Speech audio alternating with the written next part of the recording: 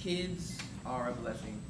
I don't have any kids myself, but from what I've gathered from my audience, a large majority of us either want kids or we have them already. Now, what's one thing that kids need growing up? Exercise. Everyone needs exercise. Get them active. Great way to do that: sports, basketball, football, baseball, cheerleading, gymnastics. I could go on. To America, we have a lot of sports. Now, ups and downs for sports. Positives: team building. You learn how to lose and how to accept it. You might learn how to get cheated and put your right foot forward. But like everything in life, there is downs.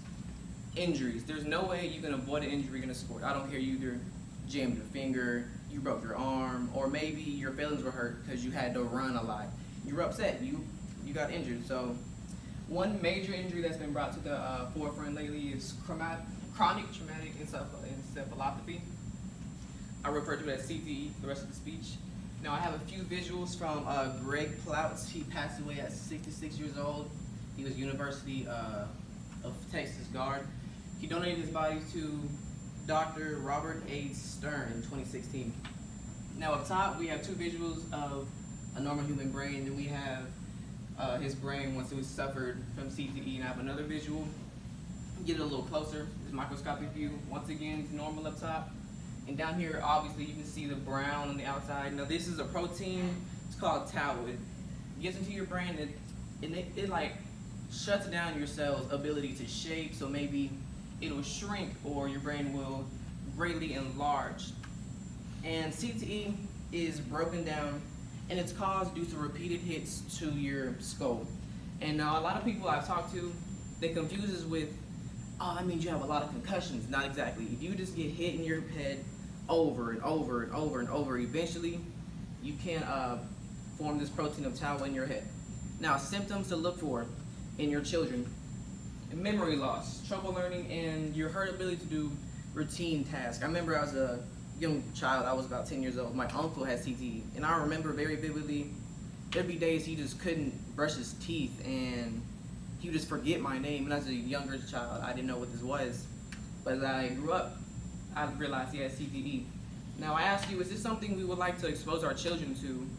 Is this something we want to put our kids through, as young children growing up, having these problems?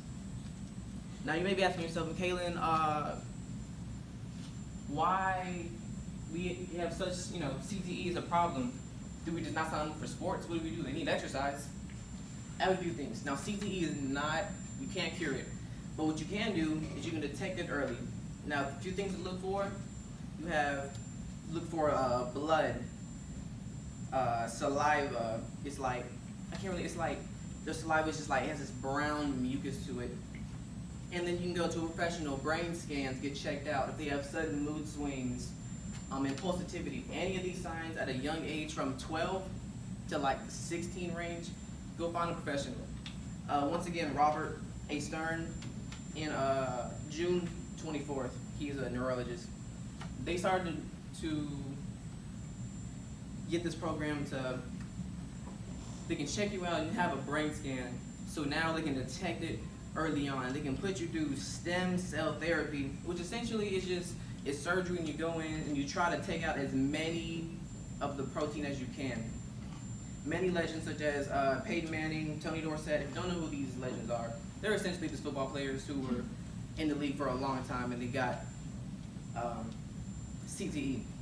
Now, I say all this just to inform everyone. I asked the question, how do you protect your children from, CTE? Essentially, just get them checked out every once in a while. Make sure their brain's working nicely. Make sure everything is fine. And I say this just so, in the future, we can protect our children and still let them be able to have a good time in playing sports. Thank you.